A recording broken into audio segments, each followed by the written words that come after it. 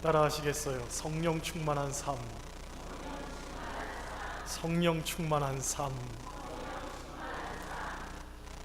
오늘은 성령 강림 후 21번째 주일입니다.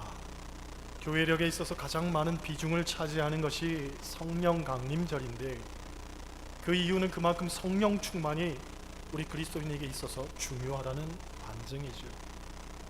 성경을 보면 성령 충만이라는 수식어가 제일 많이 붙은 사람이 누구냐면 바로 스데반 집사입니다. 사도행전 6장과 7장을 보면 그에 대해서 반복적으로 성령 충만한 사람 하고 소개를 합니다. 성경에는 많은 인물들이 등장을 하지요. 그 중에는 사도도 있고 선지자도 있고 제사장도 있습니다.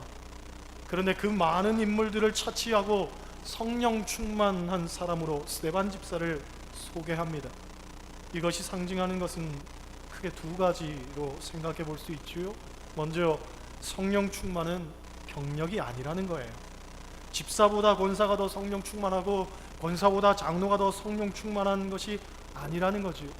믿으면 믿을수록 신앙의 경륜이 많아질수록 성령 충만한 건 아니라는 겁니다. 오래 믿어도 성령 충만하지 못한 사람도 있고, 반면 적게 믿어도 성령 충만한 사람도 있고. 할렐루야. 그런 면에서 둘째로 성령 충만은 특별한 자의 전유물이 아니라는 거지요. 선지자나 사도가 되어야만 성령 충만한 것이 아니라 누구나 갈급하고 사모해하면 하나님께서 선물로 주시는 것이 성령 충만이라는 겁니다. 오늘 본문은 이 성령 충만했던 스데반 집사가 순교하는 장면에 관한 내용입니다. 54절 한번 보겠습니다. 54절 같이 읽습니다. 그들이 이 말을 듣고 마음에 찔려 그를 향하여 이를 갈거늘. 여기서 그들은 스데반을 죽이려고 하는 사람들이었고, 이 말을 듣고 라는 말은 스데반의 설교를 들었다는 말입니다. 사도행전 7장에는 스데반의 설교가 나오는데 그 결론이 51절입니다. 51절을 통해서 스데반은 뭐라고 이야기하냐면, 목이 곧고 마음과 귀에 할례를 받지 못한 사람들아, 너희도 너희 조상과 같이 항상 성령을 거스르는도다. 그렇게 책망을 합니다. 이 스데반 집사의 설교는 굉장히 날카롭고 직선적이었던 것 같습니다. 그가 하고 싶은 말을 에둘러 말하지 않고 직접적으로 전곡을 찌르지요. 그랬더니 설교를 들은 사람들의 반응이 어땠냐면 그들이 스데반을 향하여 이를 갈았다 고 말합니다. 여러분, 우리는 여기서 인간의 이중성을 보게 됩니다. 사람은 자신의 잘못을 스스로 깨달을 때에는 눈물을 흘립니다. 반면 누군가 자신의 잘못을 지적해주면 오히려 화를 냅니다. 그런데 이런 경향은 한국 사람들이 유독 강하다고 하지요. 왜냐하면 한국 사람들은 굉장히 감정적입니다. 그래서 이성적으로 설득을 당하는 것이 아니라 감정이 더 앞선다고 합니다. 때로는 이성적으로 수긍하는 일도 자신의 감정이 꼬이며 눈을 딱 감아버리고 귀를 닫아버립니다. 그리고 이를 갈게 되죠.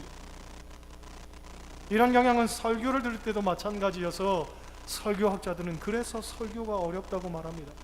두루뭉실하게 설교를 하면 남의 이야기인 줄 알고, 야, 이 김 집사가 이 설교를 들어야 되는데, 박 권사가 회개해야 되는데, 그렇게 생각한다는 거죠.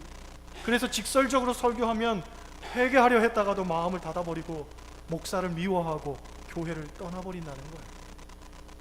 여러분, 다윗을 향해서 성경은 하나님 마음에 합한 자다라고 칭찬을 합니다. 물론 거기에는 여러 가지 이유가 있지만 다윗이 하나님 마음에 합한 자로 쓰임받게 된 데는 결정적 사건이 있지요. 우리가 아는 것처럼 다윗은 굉장히 부끄러운 죄를 저질렀던 사람입니다. 우리아의 아내였던 밧세바 때문에 소위 치정살인까지 저지르죠. 아무도 모를 줄 알았지만 하나님이 보고 계셨습니다. 그래서 나단 선지자를 지켜서 다윗에게 직설적으로 그의 죄를 책망하십니다. 그때 다윗이 어떻게 했습니까? 눈물을 흘리고 자복하고 통회했습니다. 시편 51편을 보면 나단의 책망을 들은 다윗이 말하기를, 나를 주 앞에서 쫓아내지 마시고 주의 성령을 내게서 거두지 마옵소서. 물은 나는 내 죄가를 아오니 내 죄가 항상 내 앞에 있나이다. 눈물로 고백하죠. 여러분, 이것이 정말 쉽지 않습니다. 당시 다윗은 무소불위의 권력을 갖고 있던 사람입니다. 얼마든지 사람들 앞에 뻔뻔해질 수 있었습니다. 죄를 회피하는 것은 물론이고 오히려 나단을 잡아서 그의 목을 벨 수도 있었습니다. 헤로드 왕을 보세요. 그가 간통죄를 저질렀을 때 세례요한이 와서 책망을 합니다. 그랬더니 그 세례요한을 붙들어다가 그의 목을 잘라버리지 않았습니까? 사람이 조금만 힘이 있으면 그 힘 가지고 거짓을 참으로 만들어버리기도 하고 진실도 감추어버리기 일쑤입니다. 그런데 비단 권력자들만 그런 건 아닙니다. 우리도 다 그런 속물적 근성이 있습니다. 제가 아는 목사님이 예전에 심우하던 교회에 부흥의 인도를 받아서 10년 만에 가게 되었습니다. 10년이면 강산도 변하는 시간 아닙니까? 그렇죠? 오랜만에 교인들 만났는데 역시 세월의 무게를 느끼겠더라는 겁니다. 검었던 머리가 희끗해진 사람도 있고 탱탱하던 얼굴에 주름살이 깊게 패인 이도 있고 구덕하던 얼굴이 홀쭉하게 말라버린 이도 있었습니다. 그러니 마음이 짠하더라는 거죠. 어떤 권사님이 와서 인사를 합니다. 목사님은 더 젊어지셨네요. 권사님 고마워요. 인사는 했지만 거짓말인 줄 압니다. 다들 늙었는데 어떻게 나 혼자 젊어질 수 있단 말입니까? 그렇죠? 어떤 집사님이 와서 인사합니다. 목사님은 그대로시네요. 그것도 거짓말인 줄 압니다. 아침에 거울 보면 검버섯이 그냥 여기저기 피어나게 양 신경 쓰이는데 그대로일 수 있나요? 그렇죠? 그런데 그 교회에서 아주 친하게 지냈던 권사님 한 분이 와서 인사를 합니다. 아유, 우리 목사님은 그대로일 줄 알았더니 목사님도 팍상 늙었네요. 그게 가장 솔직한 말이지만 은근히 속에서 부하가 치밀더라는 거예요. 당신이 더 팍상 늙었다 야. 그 말 해주고 싶었지만 그러지 못하고 참았다고 합니다. 사람이란 게 그렇습니다. 사실을 말하면 오히려 받아들이지를 못합니다. 성경을 보면 이 스데반의 설교를 들은 이들이 마음에 찔렸다고 합니다. 그 스데반 집사가 거짓을 말한 게 아니죠. 참말을 한 겁니다. 그러니 마음에 찔림이 있었습니다. 여러분, 마음에 찔림이 있었다면 회개하면 되는 겁니다. 즉 나를 보면 되는 겁니다. 여러분, 설교는 항상 듣고 나를 보아야 됩니다. 설교를 들으면서 김 집사를 생각하고 박 권사를 생각하면 안 됩니다. 또 설교를 들으면서 설교자를 생각하면 안 됩니다. 설교자는 말씀 보고 기도하고 하나님 주시는 성령의 영감으로 설교를 준비합니다. 그리고 모든 이들에게 되도록 공통적인 어떤 주제를 갖고 설교를 합니다. 그런데 유독 그 설교에 마음이 찔리는 사람이 있지요. 이 사람은 하나님이 택하사 특별한 은혜를 부어주시는 거예요. 그렇기 때문에 감사하고 회개하고 결단하면 되는 겁니다. 설교자를 미워할 이유가 전혀 없는 겁니다. 그렇죠? 어떤 집사님 소원이 남편이 구원받는 것이었습니다. 교회도 다니지도 않고 늘 핍박만 하는 남편, 제발 예수님 영접하고 구원받는 게 이 집사님의 기도 제목이었습니다. 그런데 어느 날 교회에서 부흥회를 했습니다. 남편에게 슬며시 이야기를 꺼냈죠. 여보, 우리 교회에서 천국 잔치 하는데 한번 가보지 않을래? 가면은 선물도 준대. 평소 더없이 잘하는 아내에게 미안한 마음이 남편에게 있었는데 뭐 가면 선물도 준다니까. 알았어, 내가 한번 가줄게. 흔쾌히 허락하더라는 거예요. 남편이 교회 간다니 얼마나 기쁘고 좋습니까? 그래서 남편 은혜 받으라고 제일 앞자리 정해가지고 같이 앉았습니다. 그런데 남편이 설교 시간 내내 엉덩이를 들썩들썩 하더라는 거예요. 졸고 있지 않나 하고 봤더니 졸지는 않는데 얼굴이 울그락불그락 하더니 말이지요. 설교 끝나자마자 집으로 혼자 확 가버리더라는 거예요. 예배 끝나고 집사님이 집에 갔더니 남편이 소리를 지르면서 화를 내더라는 거죠. 야, 너 목사한테 얼마나 내 얘기 일러 바쳤길래 예배 시간 내내 내 얘기만 하냐. 그 얘기를 들으니까 집사님이 웃음이 나는 거예요. 왜? 하나님이 은혜를 주시니까 목사님 설교가 내 얘기같이 느껴지는 거죠. 할렐루야. 여러분, 우리도 내 얘기같이 여겨질 때가 있습니다. 성숙한 이들은 그때 아멘 하고 받아들여서 더 할 수 없는 은혜를 받습니다. 그러나 성숙하지 못한 사람은 누가 꼬질렀지? 생각하면서 오히려 분노하고 이를 갈게 됩니다. 좋은 교회는 좋은 설교자가 있는 곳이 아니라 좋은 청중이 있는 곳이다 라는 말이 있습니다. 아무리 좋은 설교를 해도 듣는 사람이 받아들이지 않으면 그 설교는 무용한 것입니다. 반면 어떤 설교를 해도 내가 은혜를 받아야지, 내가 듣고 회개해야지, 내가 오늘 결단해야지, 그런 마음 듣고 설교를 들으면 그 설교는 반드시 열매를 맺게 되는 겁니다. 이런 얘기가 있습니다.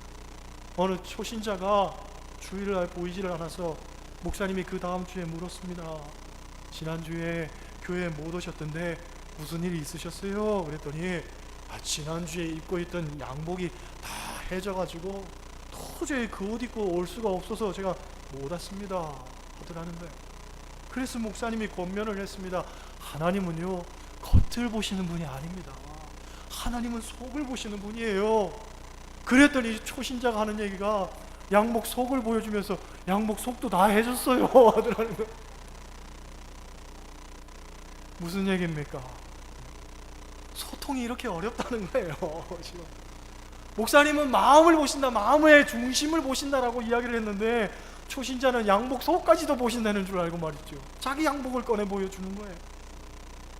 그러니 여러분, 아무리 좋은 설교도 왜곡해서 들으면 얼마든지 그럴 수 있습니다.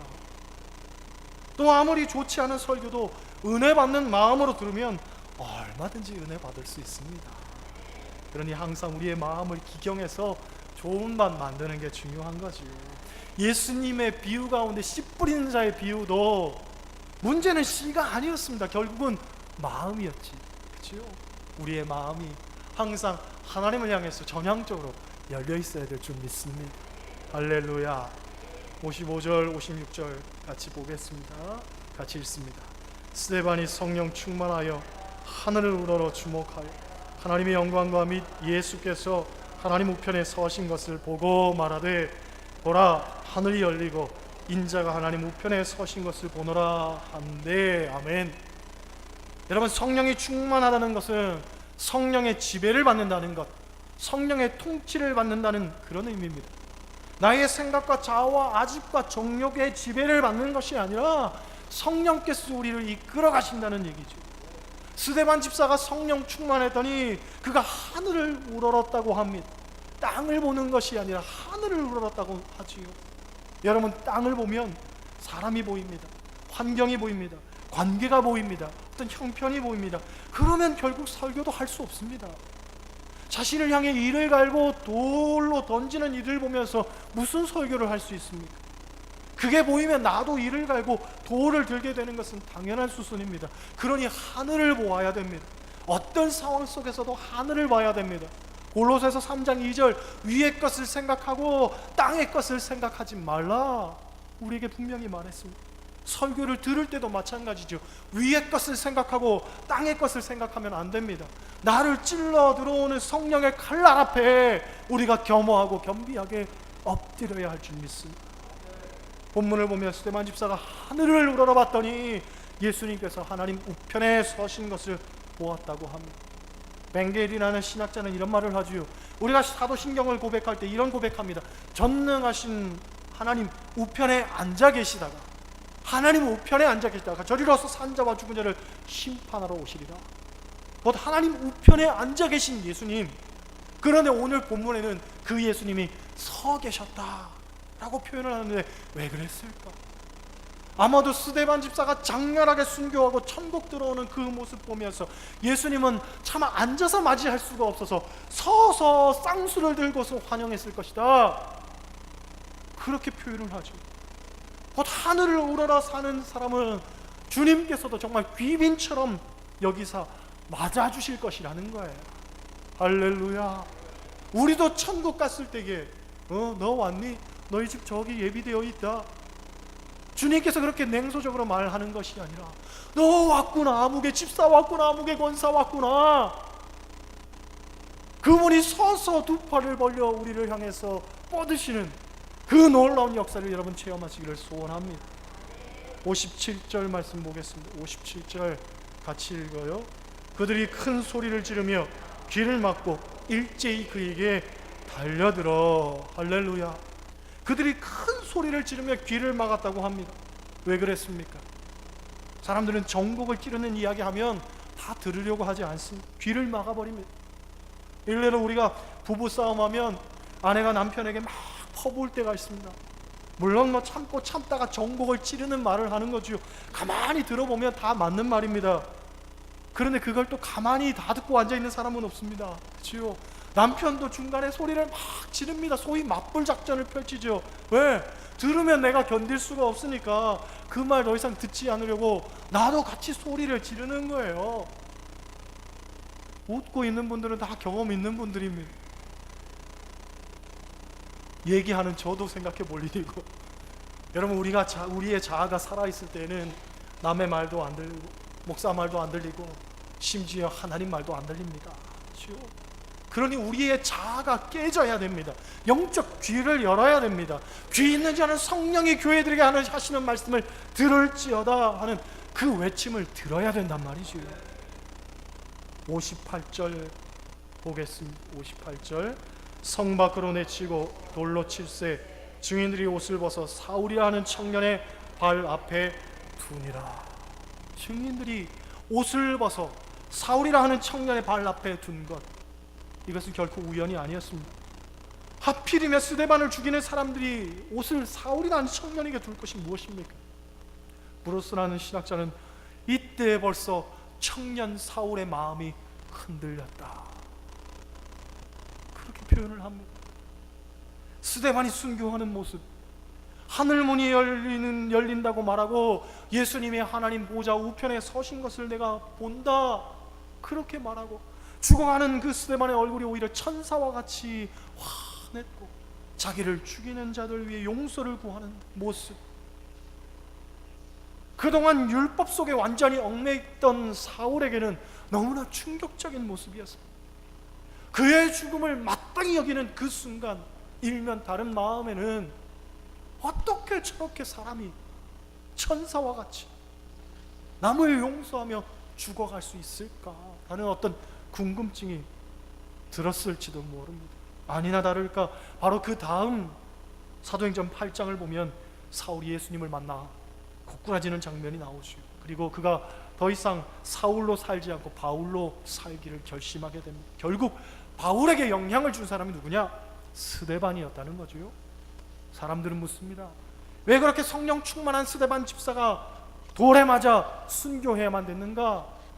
그가 죽어갈 때 하나님은 도대체 뭘 하셨는가? 그 물음에 대한 성경의 대답은 스데반을 통해 기독교 역사의 길이 남을 사도 바울이 탄생하게 되었다라는 겁니다. 스데반의 성령 충만한 모습이 사울을 감동시켰고 사울이 바울로 변하게 되었고 바울이 로마를 향해 복음 들고 가서 거기서 순교하게 되죠. 누구처럼? 스데반처럼. 결국 이 순교의 역사 뒤에는 하나님이 계신다는 겁니다.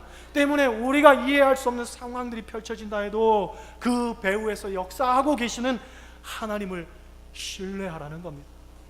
자크 아탈리라는 사람이 쓴 호모노마드 유목하는 인간이라는 유명한 책이 있습니다.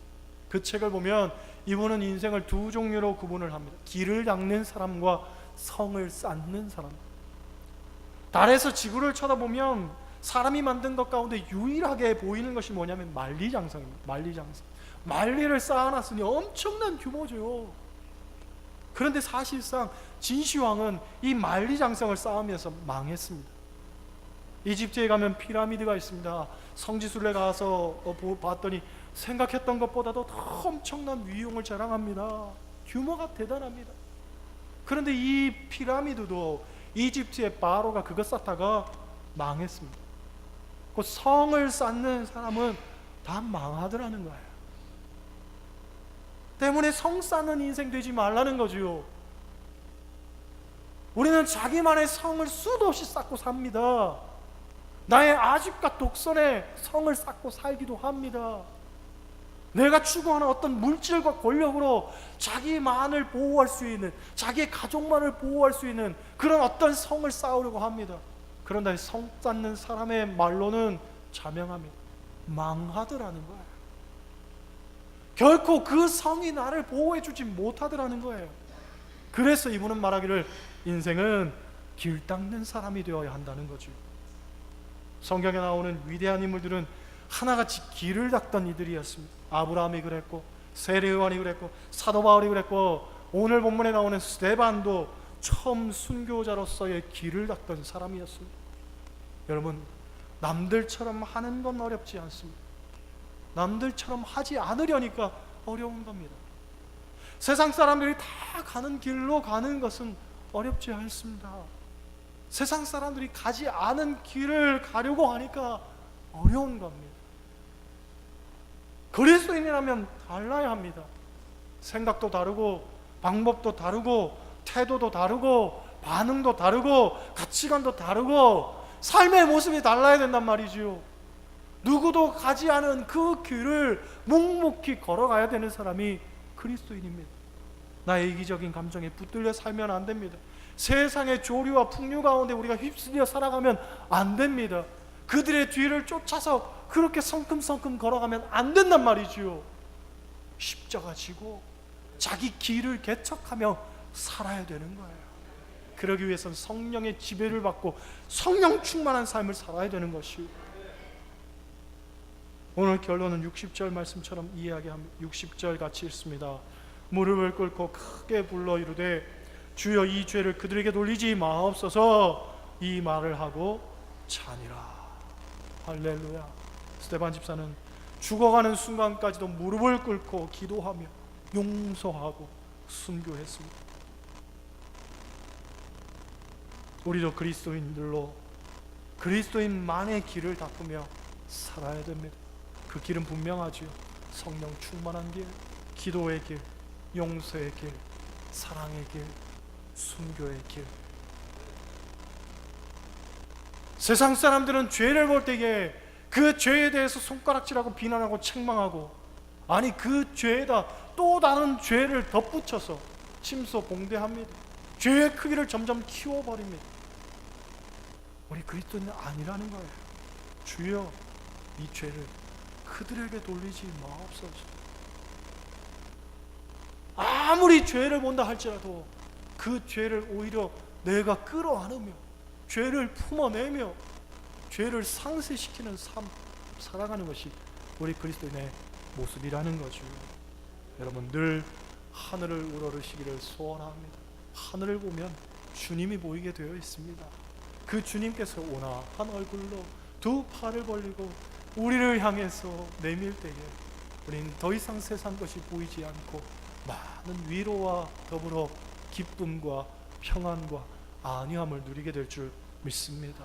주님만 바라보면서 성령 충만하여 믿음의 길 온전히 걸어가는 여러분 되시기를 주님의 이름으로 간절히 축원합니다. 기도하시겠어요?